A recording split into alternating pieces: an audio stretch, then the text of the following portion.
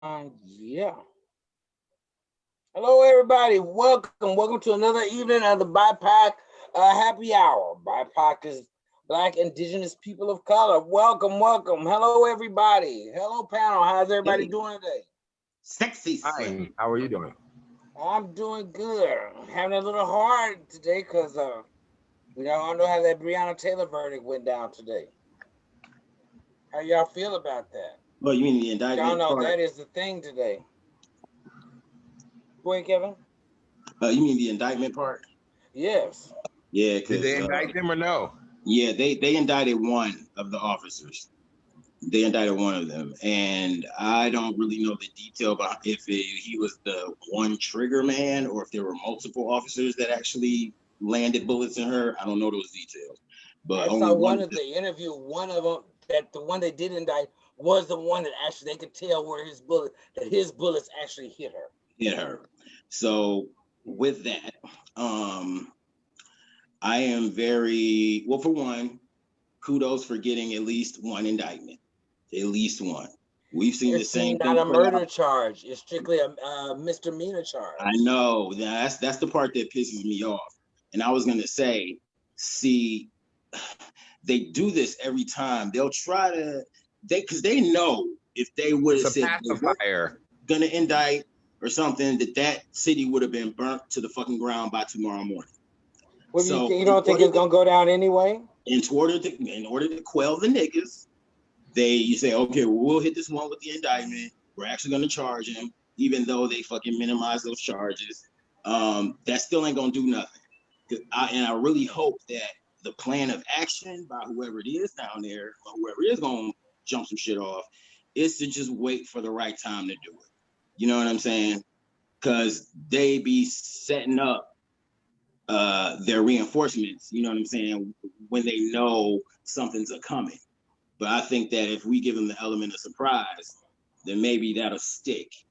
But it just goes back to the same old way that this whole system has been working. It's the same tactics, the same bait and switch, the same pump fake move. That's all it was. It was a pump fake to get the fucking city from burning. Because they can say at the end of the day, well, at least we charge them. We didn't have to charge, whatever. Nah, fam. Y'all still don't want this nigga to have jail time, obviously, because what y'all gonna do is waive that fucking sentence. Even if they do convict him, they're gonna commute that sentence, or you know what I'm saying? Say he has time served, some dumb shit like that. But it was an accident. Yeah, or it was an accident. What was the accident? He's gonna make them apologize. You had a no-knock warrant. You all went in there and shooting. You didn't announce yourself. They got the warrant from the judge.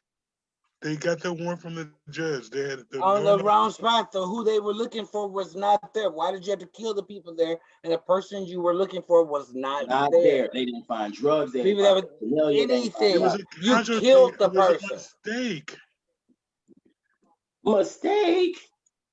I'm sorry. I kind of agree with Dennis a little bit because I think we're so quick to judge and say, oh, with everything that's going, hold on, Kevin, everything that's going on, maybe it was a mistake, and maybe it really just was a mistake. And then go ahead, Kevin. Nope. Go ahead. Keep going, Lucius. Keep going, because we got. I just honestly true because I said that from the beginning. What if that actually was a mistake, and then because of the hype of everything else that's going on, and all the other killings, now is this Breonna Taylor thing. No, you know what though, but I think that this goes way beyond hype. For one, because it was another 3 or 4 months before the wide public knew that this even happened. So let's start there. So it's not like we was, all just getting mad or trying to find a reason to get mad. This was some shit that should have. No. I'm not saying that. I'm not saying that. What I'm saying is just like when that dude killed himself downtown 8th and Nicollet or whatever. That's different. Okay. That's totally different. Well, I'm not saying he didn't kill. I'm not saying the kill. I'm saying the people that went online and put that stuff out there on social media. I was one of the very first ones, not very first, but one of the very first ones that I knew of that jumped on the bandwagon, got on live, and what did we do? You know, all these different things. Even put it in my church post to have my pastor talking about it. I saw that. You know what I mean?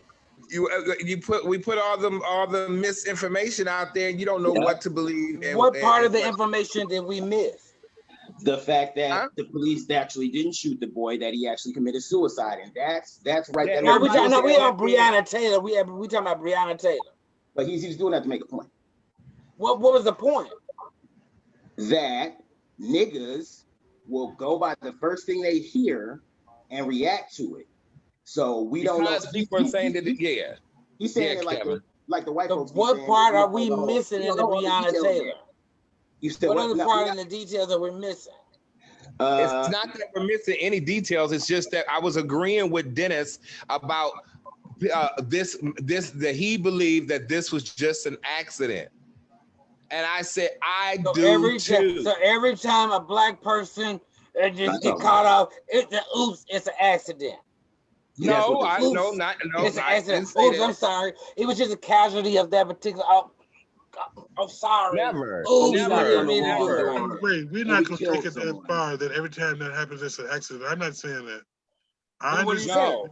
This was a no search warrant. I'm going to read an article right now. You know, in Kentucky. I got mine up. Right. So I and looking at it, you know, I know it's a black person that got shot, and I'm not trying to get the police any, you know, anything. But, you know, this... So did they have a name on the warrant? Do they know who they was going to get? Her ex-boyfriend. Yes, her ex-boyfriend that hadn't lived with her in 10 months. They made an accident shooting a dude with titties.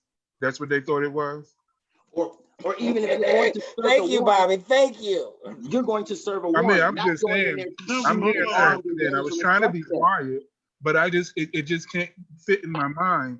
If they're looking for me, and I'm 6'7", and you shot a 5'4" woman, I mean, it doesn't compute. You understand what I'm saying? Absolutely. So that's why I stayed quiet for a minute to see. I was trying to figure it out. It could have been, but if you're coming for me, there's no way in hell you can accidentally shoot a woman. Right. I'm saying when I agree with Dennis talking about the accident part, I was just agreeing about, because you know how some people, like some police, when they killed that boy, that boy in that car, and they accidentally killed that boy, he was gun just ready to shoot something and scared, and when they came in there with that warrant or whatever, you know what I mean? How do you kill that? Like, how do you kill that woman? Right? I totally agree with you, but he could have just been a scary ass motherfucker and pow. Well, I guess that doesn't fall under accident either, really, though. Right. I was going to say that brings us back to the point that if you a cop and you scared as fuck of the people you are supposed to be protecting, you don't need to be a cop. Don't blame that shit on the people. You know what the shit is before you step up to it. That's why these motherfuckers talking about they're gonna take off a sabbatical and do whatever FMLA because they traumatized about the fucking uprising. Bitch, where? You traumatized. You just trying to be a bitch and you're being a brat. But you know one thing I think people not feeling you right now, and so you want to just not do your job so that people will be like, oh, we need the police because everybody keeps on robbing me and shit. That's all they doing. But see, the protesters need to be smart too. And take a page out of Martin Luther King's book. He said that he's not gonna come out in the dark where they can't see you. I'm just paraphrasing. He's just gonna do it in a light where the world can see you. So if they protest during the day and not tonight, because they're not gonna do anything during the day and riot. At nighttime, that's when they get you. They would do it at night. It would separate us. It would separate the people. You feel what I'm saying? From the trouble and and the bullshit. You get what I'm saying? The good from the bad.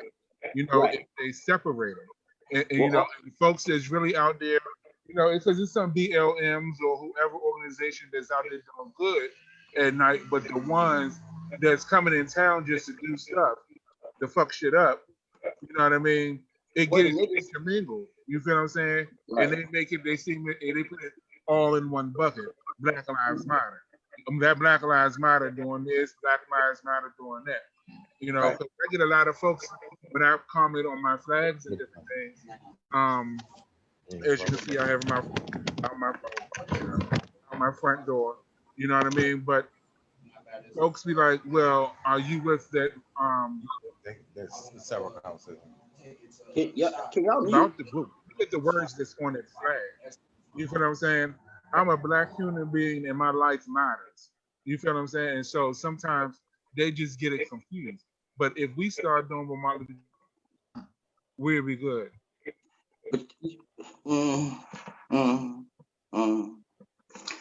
Someone else wants to make a comment? Sana, we didn't get you up, and what are your thoughts on Rihanna?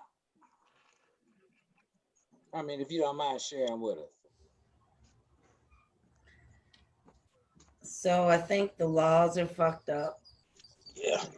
I think that the special prosecutor tried and he did what he could to get some charges that he legally could do.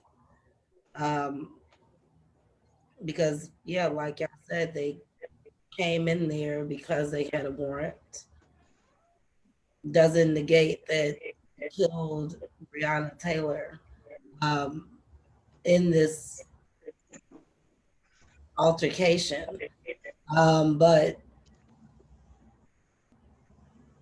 because they had that warrant, that fucking gives them like the cover to not face any fucking charges.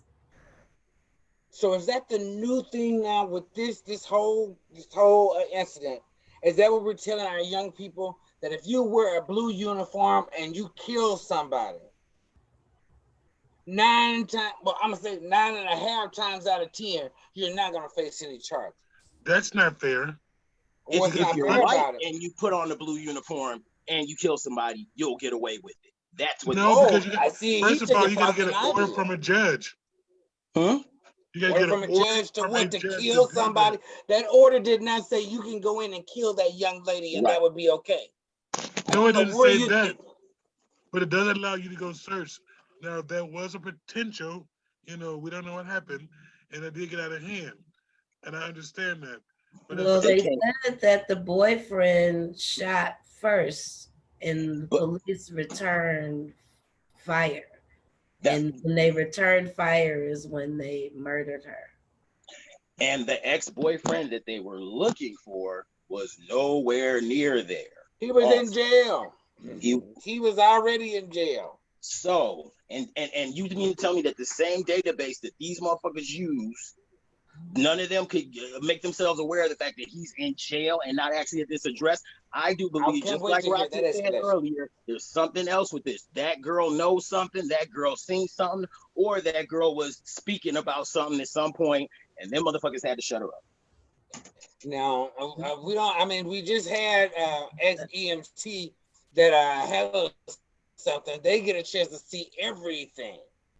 EMTs are right there on the scene with all of that. I wish we had some voice from other EMTs to know what really happened. Well, and that's the thing. They're part of, what I'm saying, the whole system as well. So they're sworn to kind of an unseen or unwritten code of silence as well. You know what I mean? EMTs, they just go with whatever the police are telling them the situation is, what blah, blah, blah. If they didn't get there first, you know what I'm saying? So what you saying, this is a part of the good old boy system? Yeah, I think that they're all a part of law enforcement, all a part of public safety, all under that umbrella. And I do believe that those employees that are all under that umbrella of work have a certain code of ethics, some written, some unwritten, about their conduct when it comes to these type of situations and what they cannot say, blah, blah, blah. Is that more of a conspiracy theory in saying that the world is always under that sort of sign that we can't get nothing really done because of the conspiracy theory that always comes up? It depends on who is affecting. Conspiracy theories help you get to the truth.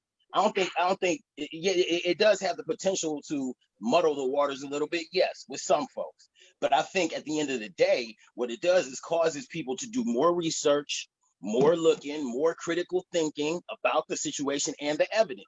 And then from that, ascertain whatever you're going to ascertain. And it's just like an opinion. Everybody got one.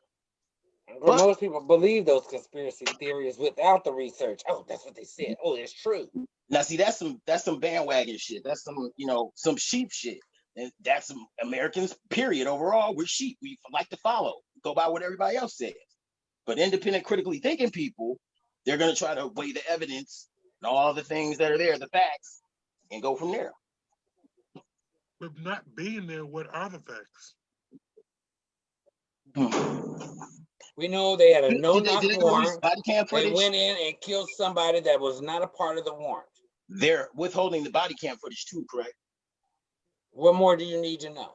Right. Just because a judge signed that warrant, the warrant did not say you're able to go in and kill all members of that family to look for this or one even person. The suspect himself. But isn't there, that's why there's an FBI investigation still going on though, right? There's still someone still investigating to see if there was a civil rights violation.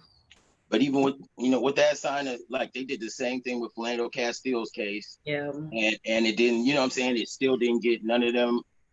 They didn't get that officer the justice that, he deserved. No, they snuck him out of town. Yep. They did the same thing. So with y'all better get ready because George Floyd's thing is gonna come up and the same thing gonna happen to Judge Floyd. None of them going to jail. Don't say that. Don't say that. That right there would be like the major embarrassment of Minneapolis. Like, for real. Like, I really hope. No, I thought Philando was. I did too. I thought Philando. We watching you on camera. We seeing what happened, and they gonna sneak you out of the back door out of the city. True. And tell us we sneaking him out the door of the city, so y'all don't do nothing to him.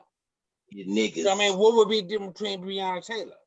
You got the police department that got a no-knock. And she's a black woman, so they'll be more likely to do. You know what I mean? How much money they're gonna pay for this situation? Do you think that they paid $12 million? That's just for the civil suit. They've already paid $12 million don't pay for the that. civil suit. Yeah, the city's paying that. They're gonna get that $12 million. That's taxpayer money right there. But the police, they don't pay for shit. And they're not. I'm telling you. Let me shut up. And y'all better stop asking for police reform because we did everything right. We there shot ain't no whoever such we thing as needed reform. to, stopping us from doing what we had to do. You can't reform evil. Is 12 million enough? Hell no. Is there a price amount that you put on one of your children? Give me a dollar value you put on one of your children. Yeah. And so we can see if that would be enough. How much is what's the name worth? 12 million. I mean, that's your plan. Yeah, is Cameron worth that much?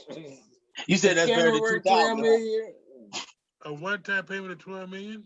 Yeah, for your child. All of us. I have a child. That's nowhere that we can't even talk about them. You know what? I take 12 million for Ryan. There's not even a conversation for it. I would take 12 million for Ryan. He has value. Yep. Yeah. I don't know. This is difficult because I don't want to put everything that we do now on saying the police is always at fault. They are. How do we police our neighborhoods if we don't find a way to bridge this gap? We need to get our You're not in a neighborhood that allows individual policing. All there needs to be is changing of the laws that allow us to hold these fuckers accountable. There are currently policies on the books because they say they have fear for their lives that do not allow us to do anything as far as accountability because their actions were justified within the law. The law, yeah. And so these Democrats and whoever else that's running this year and thinking that they finna win this November because y'all done lost the Supreme Court. But y'all are gonna be the ones, if you can control the Senate, to make the laws. And y'all can fix this shit. They can fix this shit through the laws if they wanted to, where they're going forward. Motherfuckers can be held accountable. And taxpayers don't be the ones that have to fucking. They keep having to pay for it. Every time we have majority. because that 12 million is coming out. Great, they gave their family something, but that's like, youth programming now. That's not going to happen in the city probably. I don't know. They probably have to cut something to get that money. I don't know. Something else is suffering. It came from somewhere. The city had to pull it from somewhere. Right, and they're gonna cut those programs. That's gonna still end up being the catalyst for more youth, or young Black males not having things to do, not having constructive ways to deal with their anger, not having no resources in their neighborhoods. You know what I'm saying? So it's just gonna make the crime situation continue to flourish. And they still can't seem to wrap their head around with the origin, like what causes all this and what can stop it all. Well, we done got to this point now. Do y'all think now today is the upstart of more riots? Are we getting ready to see more nightly riots as we were? Because it kind of quailed down there for a moment. Is now we getting ready to rev back up again after this today? I haven't seen yet. I'm not looking at the news yet. I want to chime in on the Virgo. You were saying something that they don't have places to go and different things to do. I think that puts responsibility on the parents if we're talking about the young ones. They put that responsibility on the parents to figure out where your children at. Remember back in the day, it used to come on TV. Do you know where your children at? Mm-hmm. Do you know where your kids at? You know what I mean? They used to say that on the television every night. You feel me? When your children fall in that 20-year-old range, what are you talking about? They're not at the house. Your young ones are not at the house. Smart enough not to be out here doing stupid shit. Well, that's what you got a lot of them that was at the riots and everything that we had going on here now. Is the young people. But their mothers was out there with them. They were out there peacefully demonstrating. Some of them was out there looting. I think that any movement, anytime something like this happens, there's always going to be a group of motherfuckers that are opportunists and that go try to seek that opportunity. To even animals are opportunists. But it's still we should get stuff for our kids to do. Start a clubhouse. Start somewhere they can come and do. But also we got to remember social distancing. I mean, I don't know Minneapolis like that. You know what I'm saying? I don't know what they have for kids. They ain't got shit. You know what I'm saying? Let's just take it for everywhere. Let's go to any state. Say it again. Take it to any state. It's not this limited to Minneapolis. We talking about like national. I can't. This is affecting us everywhere. No, I'm just saying in general. I'm speaking. I don't know what's going on here. You understand what I'm saying? I don't know what's going on here. I know if I was in DC, I know 99.5% of what's going there for kids. You feel what I'm saying? Right. But here, I now, don't when you know. saying kids, are you talking about 20 to 30-year-olds? Or are you talking about younger than that? I'm talking about the 20 to 30-year-old. You know, are you talking about lower than that? Because I know where those kids are. Our kids between 15 and up, 16 and up. Those you can say 16 and up. Where? Summer job age and up. What's the age? Summer job age and up. Right, summer job that's age 16 and 20. So that's 16 and 24. Correct. Yeah. Okay. Make sure we're on the same page. I'm just trying to get that age group. And we're talking about because a lot of this is still committed between those up under 30. But if you find something that they are interested in and you start that, they will go. You feel what I'm saying? If you put it out there, folks will go. You know what I mean? You ain't we've been trying to figure that out for ages. Idea. Someone put it out there and folks went to it every damn day, every Sunday, or whatever it may be. So you put it out there, they don't have that access to it. If you put it out there, it may interest them to go check it out. You feel what I'm saying? You never know. But it all has to get funded. And so if we're talking about poor people that live in poor neighborhoods who themselves may not have jobs or, you know what I'm saying, an income in which they control, they themselves might be unemployed or, not educated as well, like maybe dropped out at high school or dropped out when they got pregnant and had children and had to, go ahead and do that thing.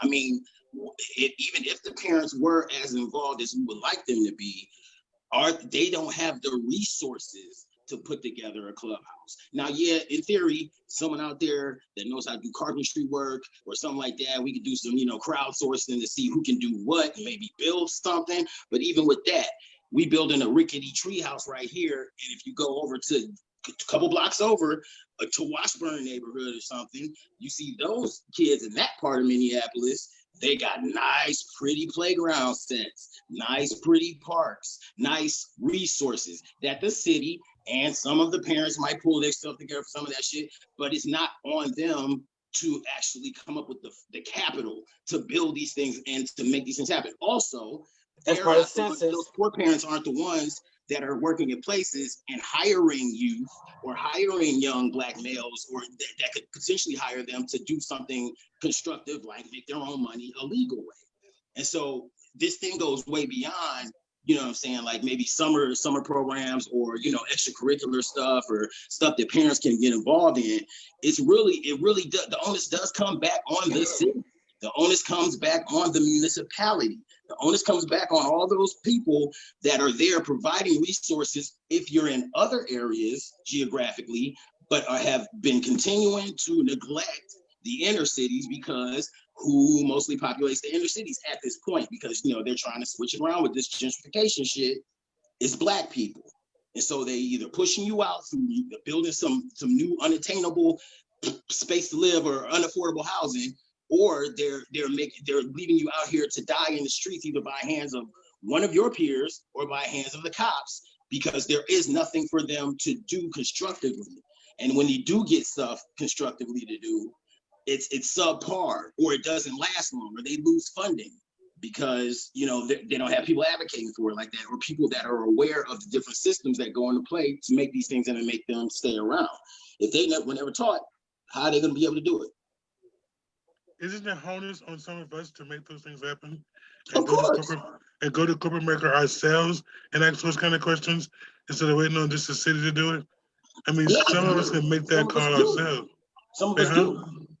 But I mean, I can't depend on Fuquana or, you know, like I said, Taisha, who might only have like a 6th grade education, you feel me? And has only worked McDonald's her whole life because of the limited amount of opportunity she's been able to. I can't bank on her to be the one to represent us or to go and communicate with the corporation and to be able to articulate, you know what I'm saying, needing stuff like that or how we would go about it.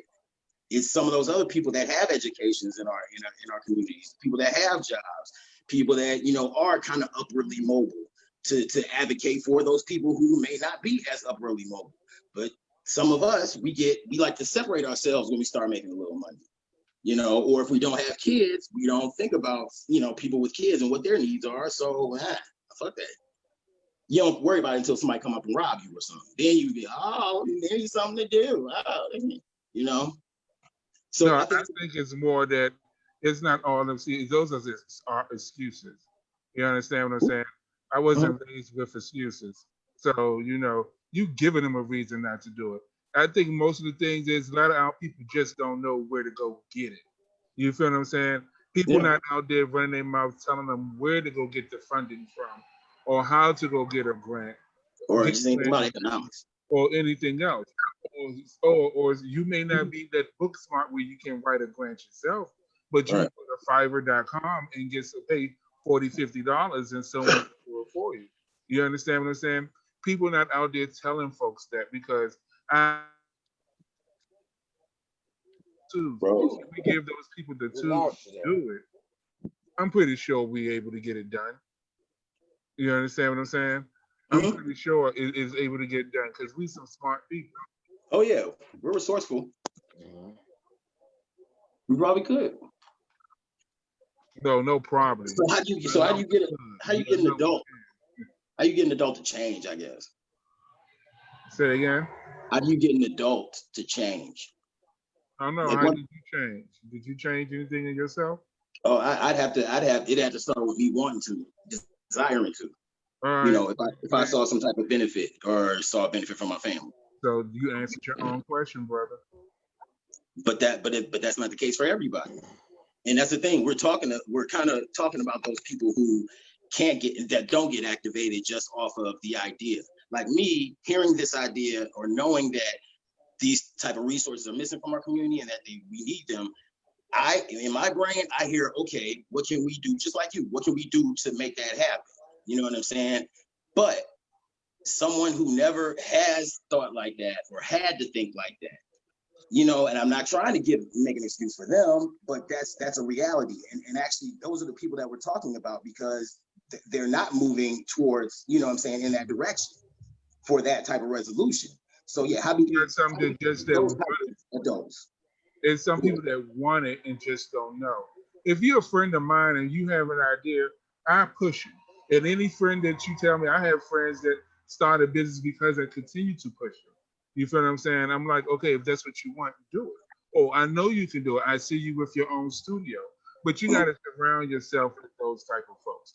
Like the bad associations are used for habits. And that is the honest God truth. If you hang with certain people, you know, this don't have the same mindset as you, you're not going to get anywhere.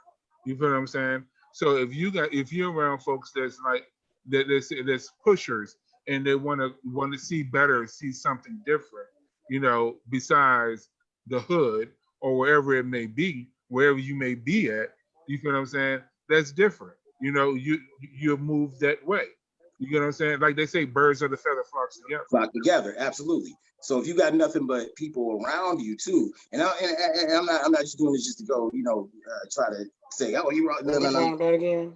But I'm saying, but if you are only surrounded by people that don't think like that, if you're, you know what I'm saying, if that is your environment, sometimes you might not know how to seek anything outside of that, or you might come across something outside of that, but not know how to react to them. I mean, I've seen plenty of motherfuckers that might not be able to put together a sentence and shit. It's like oil and water getting next to a black person that is educated. And some of that is like some deeply ingrained kind of like, you know, hate towards people that are educated because maybe they weren't educated. You know what I mean?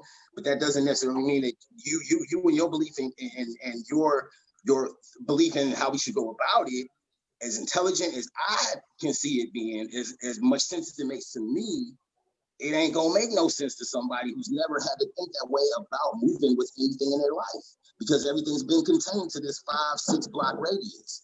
Can I ask a question? Is 6 out of 10 blacks on here? It's 6 of us. You know, some kind of way, how do we think alike and get that same kind of flow to go around for people that we know? Because I try to support all, you know, even with Simon, we've been going back for like since Knock. You know, we go back. Well, how long is that for those that don't know what that is? Well, I mean, how long? No. You know what? We go back long before that, because we go back when they were, I can't think of what it was called. District 202. District 202, that was when Roxanne and then was over District 202. Yep. The world of that's 20-some years ago. David. Plus, we went through Impact. There's Impact with together. She's an Impact until we came together when she was head of The Voice. We worked together. So I mean, this has been a long relationship on I'm working. not there anymore. Huh? You're not there anymore, but I'm saying. But I mean, even now, that connection is the reason why we can do this Zoomcast, because she allowed us to get. She said we can get some money, and working with The Voice and giving us an insight on how to move forward, how to talk to people and be a part of something and grow this mechanism. So this is one of the outcomes from that particular engagement that we're doing now. So I'm thinking building those kind of relationships, you know, even with Kevin. I've been doing this with Kevin since the brunch of 22 years ago. So I mean, even building on that, you know, because looking at all the things we've done together and all the moves we've made and building for the last 20 some odd years, I think, how do we build on that? How do we look back on that legacy? Anyone? Well, I know Bobby's still new to it. You know, Ray's been around, been doing this for 5 years, but me and Kevin been around for like about 15 years when we first moved here. Well, I don't, you know, because I still to this day I'm trying to figure out how to get certain pieces of our community to move in a certain way. I know sometimes to go back to what Bob was saying about the birds of a feather flock together. And for all the intelligent people I know, and educated people I know a gang of people that ain't educated, and I fucks with a whole bunch of people that don't, you know what I'm saying, think like that, you know what I'm saying, or positively even. And I have my reasons. but I really, it's something that I think that within this 15 years, I might have figured out more around the psyche of how people in these communities here think, and how they might move towards certain things, and what some of those catalysts would be for them to, what would excite them into change and stuff. But it's still something that to this day I'm trying to figure out, because Minneapolis is a very unique and distinct city in that type of way. You know what I'm saying? There's no, if something works with the community 1 minute, it don't mean it's gonna work with them 5 minutes from that point. Like this community can shift just like the weather changes. You know what I'm saying? You might come out the house with a jacket, then you end up being hot as fuck. Or you come out thinking that you don't need a jacket, then you freeze your ass off. It's sometimes like that. So I think it's a constantly evolving thing. I don't think there's really no clear-cut answer to that question. And then to our generations or our ages, that's what separates it too. It's like hearing Greek, or somebody talking Greek to you or whatever, being different ages or being from different backgrounds. So I really can't give an answer to that. So I'm interested in seeing what other people think about how we inspire change, or how we go about making that happen. Do you think being a part of something, or giving people, some kind of task would make them want to be more involved? Like if they had a duty or something that they was, this is what you can be involved in. You can take a part of this and make it your own. I was gonna say, yeah.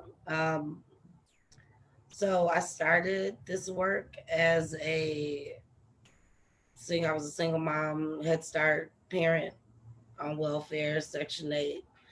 But I started volunteering, registering voters. And who knew, 20 years later, that would have been my career, like the catalyst that kind of started me on this work. I've had no formal training and shit like that, which I think probably why I was successful in what I was doing is because I come from the communities that we were working with. I think that was key.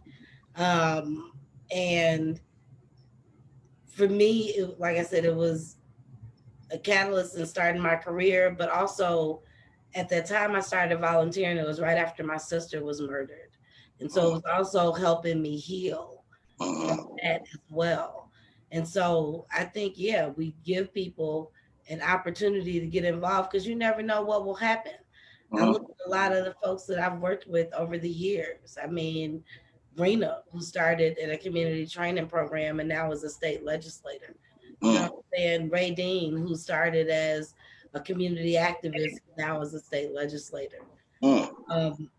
Other folks, Namisha, who started as an intern at Out Front and now is working for Hennepin County elections. I mean, and so it's, I think you invest in people, and then they go out and they do great things in the world. So I think it's important. You said a very key word, and that's investment. And investment is one of the words that we, as a community, as Black people, as people of African descent, need to become more familiar with. The whole act of investing, the whole act of saving, the whole act of thinking long range versus thinking from day to day, minute to minute, the way that poor people think. You know what I mean? And it takes a lot. It takes a lot for some people, you know what I'm saying, to break that cycle or to get out of that train of thought. But you hit the nail on the button. I mean, on the head with the investment part. You know what I'm saying? But we have to invest in ourselves and also see the value in investment within ourselves and within each other. Because if I hear one more Black person go hell and high water about some Black business that doesn't greet them the way that they want them to greet them, or that doesn't get something to them on time, but yet and still they never talk about none of these big time corporations or these white owned businesses that do shit like that. I'll give you a cold ass meal from Taco Bell that you paid for that should be hot. You know what I'm saying? Or that sells you a lemon, you know what I'm saying? But you all right with it because it's CarMax. No, you know what I'm saying? Start to take a chance with one another and just know that your work is what you're going to be judged on. So we have to feel, you know what I'm saying, some type of investment even within ourselves. And that can take years, months, days, whatever, but it can happen.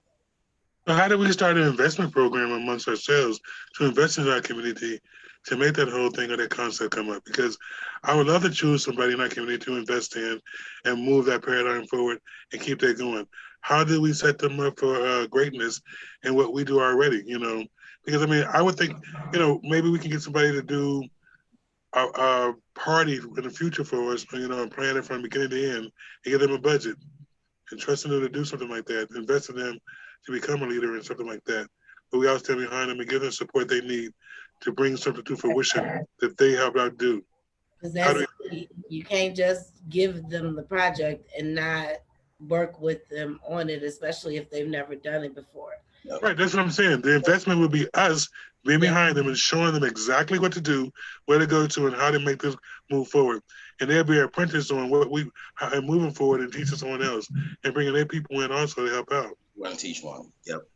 So well, yeah, I mean, that's sort of mentality, because I mean, at some point, it's up to us. I mean, we're the 6 out of 10 blacks right here. They have that concept of that goal.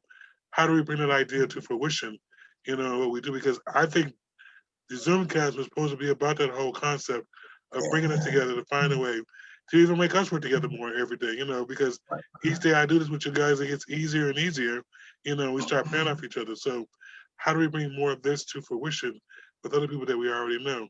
And I try to support all businesses that we have, you know, Kevin's, even Bobby's. I try to support that in all the ways I can to make, you know, to say, hey, how can you bring what you do over to us and make us work out better?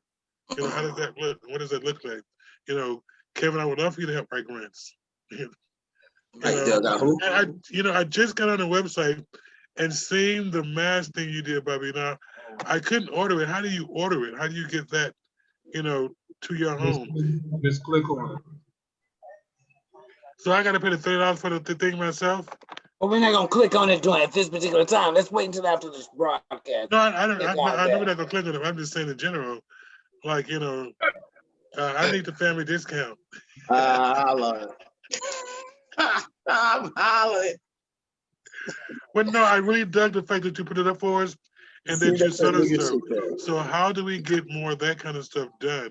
You know, we would have hats, T-shirts. You know, I got T-shirts here. And how can we get some of those away free on our Zoomcast, you know, at night? So make that, you know, maybe get some of our sales and give them away on our Zoomcast. Because those, I think I like those. I think one person at a time, right? Like, just like Sana was saying, like somebody invested in her, you know, she turned around and did wonderful things and put that investment back in someone else. You know what I'm saying? If we all did that, if we all went and got one person, say one new person to come and join us with, you know what I'm saying, with us on the Zoom call, you know what I mean? Like, if that's a goal, you know, that could be a goal. And it'll start like that. Next thing you know, we'd have a big old smorgasbord of people on this call. You know what I'm saying?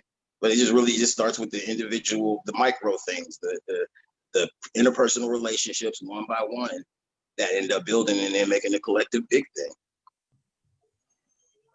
What I'm hoping in the future, go ahead. I'm hoping in the future that we're not just talking about this, that we can actually like do some things to make this happen.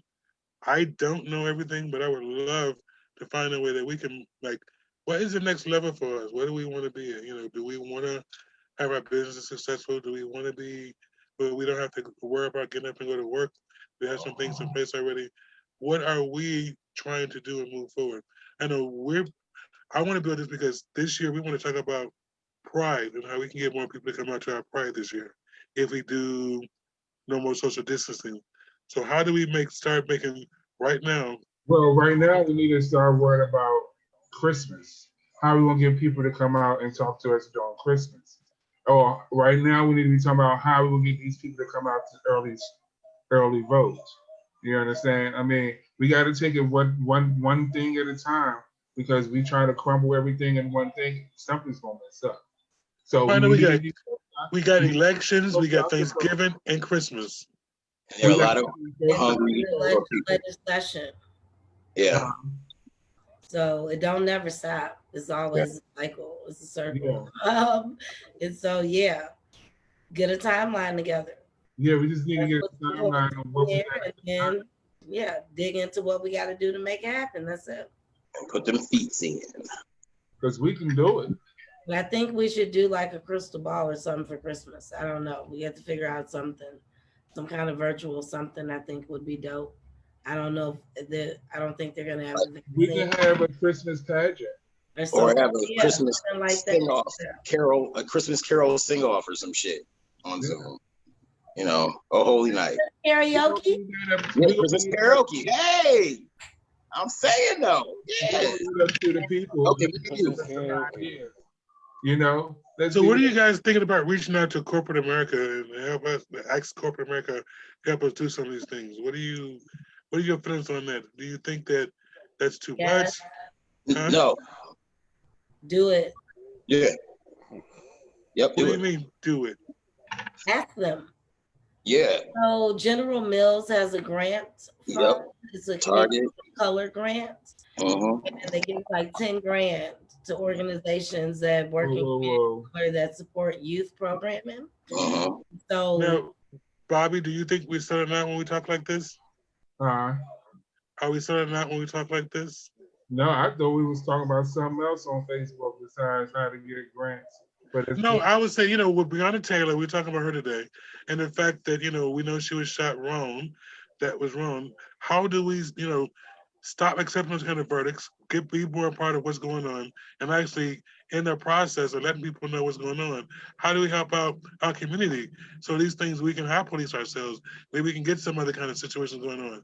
But we don't have any power. We got to build some kind of way. So it's like, where do we start in building that power? What does that look like for us? So I know we got to reach out to people. You said the city, the blah, the blah, the blah, the blah. So I'm saying at some point, where do we start reaching out to make these things happen and get the connections out there with other people? That's what I want. So I'm hoping that, if I don't want to sound like a sellout, but I'm going to ask, even the public, how do you feel about us going to corporate America and asking for some things, to help us out since the city or whomever won't do it for us? Should we ask Target? Should we ask General Mills? Should we ask Walmart? We've given them enough money. And Black folks know they give Walmart billions of dollars every year. We patronize them, they can patronize us. Bottom line. Okay, verdict is in. Because I don't want to be a sellout and send people. What does that mean? That's not a sellout. What is a sellout? What is that? Like, what is your definition of it, Dennis? Should I ask Alexa? What's a sellout? What's your definition of a sellout? I want to be transparent and open. So, some people think that, when you go to mainstream pride, that corporate America has taken over in cahoots. That everything that's going on there is because of corporate America, that we have no say-so. That's why they don't got to pay for shit. It's because the corporate people are sponsoring. And they get to have all the shit that's there is because of those corporate sponsors. That's what this is. We should be getting something from them because we giving them our money and we ain't getting shit. They're paying us decent wages and shit. They follow us when we go in the store. We should get something. Right, thank you. Absolutely. And so, especially right now, while they feeling that white guilt shit, this is the perfect time to ask them niggas for money. This is the perfect time to ask them what type of funds they got for this type of programming that we offer here at our mostly our all-Black agency that targets, disadvantaged and underserved Black communities. Yeah, we should ask them and that's not nothing about that is selling out. Now, selling out is when you do something like you go and ask them for the money, but then you get the check and you don't bring it back to the community. That's selling out. Selling out. Correct. I'll go with that definition. You know what I'm saying? It's cutting somebody else's shit off because you don't want to. You want to be the only nigga that's getting paid from this fund. So you're gonna do some shit to kind of cut down the next. Now that's selling out. You know what I mean? But not to accept their money. That ain't selling out at all. No, they owe you. They owe us. Thank you, Kevin, for that explanation. Oh, sure. Do you think they're gonna give it to us because of the riots? They give it to you because you asked and you know how to ask those questions. Well, they are giving it to us because of the riots. White folks have been given by the millions because of the riots. You know what I'm saying? For the last 2 months, and it's that white guilt shit. But white guilt always has an expiration date. You know what I'm saying? So that's why we still need to strike while the fire is hot, and while motherfuckers is in a given mood, and while some people are still getting paid during COVID and others aren't. This is the perfect time to get the money from them. But I'm not looking at this one-time thing. I want to be sustainable so we can continue every year, be sustainable with them and working something out where they'll work with us instead of against us. So I want to make I understand how we are with corporate America, but I don't want them to coerce us into doing something they don't want to do. I want to be mindful and everything like that when we move forward. Maybe we should also look at black-owned things. You feel me? Okay. Like black-owned corporations, like black banks. I'm sorry, not you. Black banks and different things like that, because we have a lot of things of our own. But it seemed like we always curve to the left and trying to ask the white man for it. You know what I mean? So maybe we go for both, get more. You feel me? But I would ask my folks too and see, they may be willing to put it out there, and I feel that we shouldn't try to copy what other folks do. We should do our own thing, because we one of a kind. You feel what I'm saying? So I would love a parade and all that, but hey, revamp it, do something else. I don't want to see, what they give like on Twin Cities Pride. That's Twin Cities Pride. No, it's not like that. I think that decision on what we do is what we do. If we don't want a parade, we don't want this, we make the decision on how we move forward. I'm not saying that. I'm saying on taking corporate dollars in general. Take it, but I say we should also look at. Why wouldn't you? I just look at black folks, black-owned corporations too.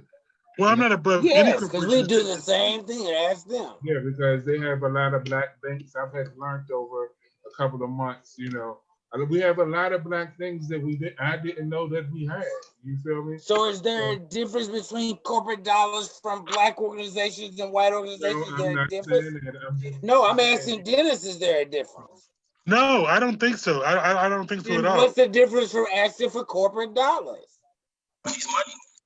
Well, I don't think it's a difference. I think that I want to be transparent and saying that, listen. You keep saying that you don't want to be a sellout about it. Listen, because you know how people are about some of the corporations who sponsor Republican things, and I'm trying to figure out, I know Target gives to Democrat and Republican situations, and they have some issues from people. Well, why are we worried about that? Shouldn't we worry about those that give to LGBTQ plus organizations? Shouldn't that be our focus?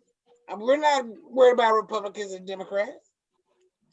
I'm only worried about the LGBT. Do they support people like me, LGBTQ plus? You can't go to Chick-fil-A, so yeah, I'm not going to ask them for a donation or nothing anyway. But I know Walmart does. I know Target does. I know most of the corporate dollars do.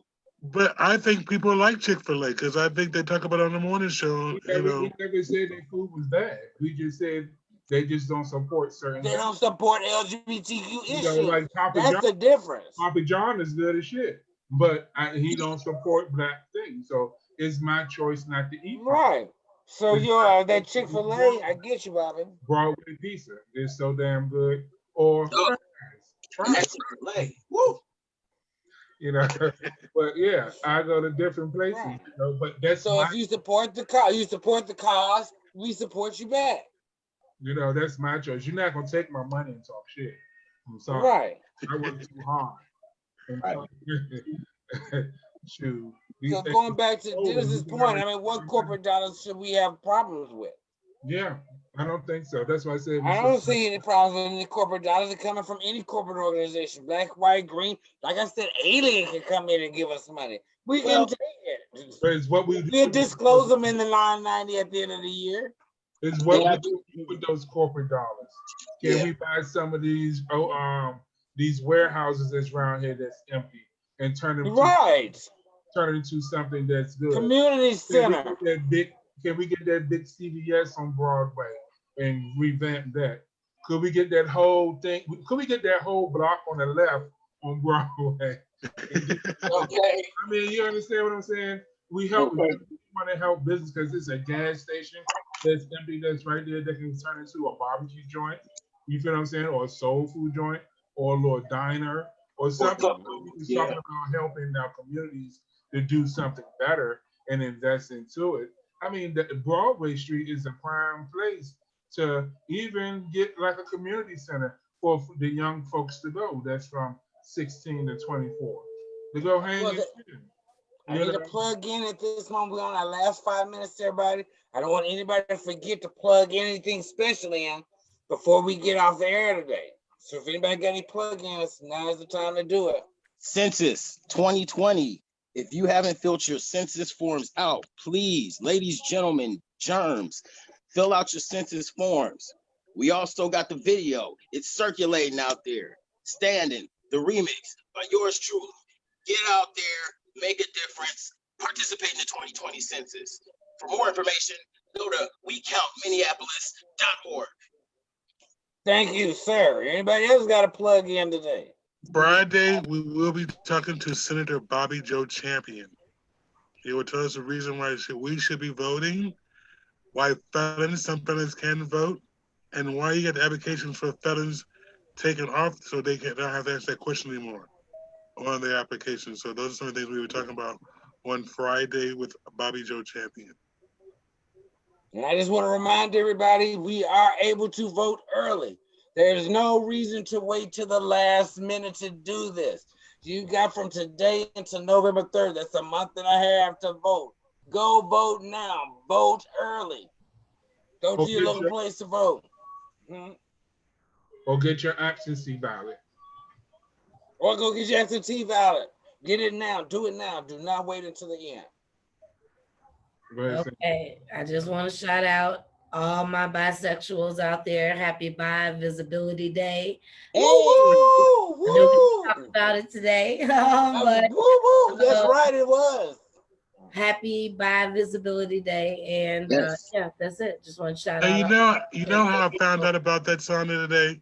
It was by, we had a call from Target today, corporate America, trying to figure out what we want to do next, and they called us today. And they reminded us it was, Bisexual Day. So I think that they're trying to be a part of the community in some kind of way. That's the reason why I brought that question up, trying to find out, is it okay to have a conversation, behind closed doors with corporate America and not feel like you're not trying to be transparent? Target has a whole LGBT community in corporate. They support you, you support them. A huge community. So I'm going to need, I'm going to need you guys' help. Okay, we can talk about this after we get off the show, sir. Oh yeah, I mean, Any more updates? Any more updates? In general, even the public, we need help on how do we address those things and be transparent. Okay. All right, everybody. So we want to make sure everybody got everything out today. This concludes another episode of the BIPOC Happy Hour. We're glad that everybody tuned in to us. We're here Monday, Wednesday, Friday. A production of the Minnesota People Color Pride Organization. Thank y'all, and tune in to us again next week. Thank y'all, everybody. Have a good evening.